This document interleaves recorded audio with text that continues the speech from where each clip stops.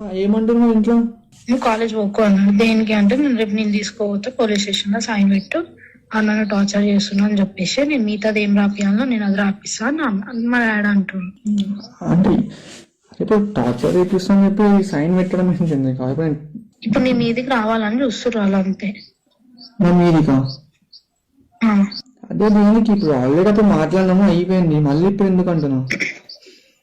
ఏమో అంటే ఎవరు ఇప్పుడు డాడీకి? ఇప్పుడు డాడీ చేస్తుందా? మా డాడీ చేస్తున్నా, అది మొత్తం మా బావ ప్లాన్. మీ బావ ప్లానా? నిన్న సాయంత్రం మంచిగా ఉండు. సరే ఇప్పుడు ఏమైనా ఉంటే మరి మీ బావాని నాకైనా ఫోన్ చేయాలి కదా. ఇప్పుడు అది మళ్ళీ ఏమైంది రాబోయే ఇది అని చెప్పి నన్నైనా అడగాలి కదా. ఏం అడగలేదు కదా, అదే కదా నా ప్రాబ్లం. ఏం చెప్తలేదు, ఏం చేస్తలేదు, నన్ను ఇట్లా పెట్టమంటారు. నువ్వేమనుకున్నావు చెప్పు మాట. నేను ఎడికైతే ఆడికి అని నేనున్నా. అంటే ఎడికైతే ఆడికి అంటే ఎట్లా అంటున్నాను?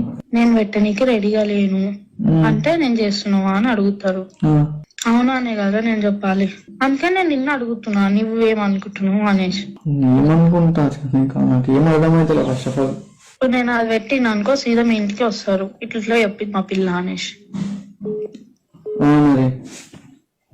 మరి నేను ఏం చేయాలి? నేను పిచ్చిదాన్ని మధ్యలో. డాడీని అడగొచ్చు కదా, ఏమైంది డాడీ మళ్ళీ ఎందుకు ఇట్లా చేస్తారు? అడిగినా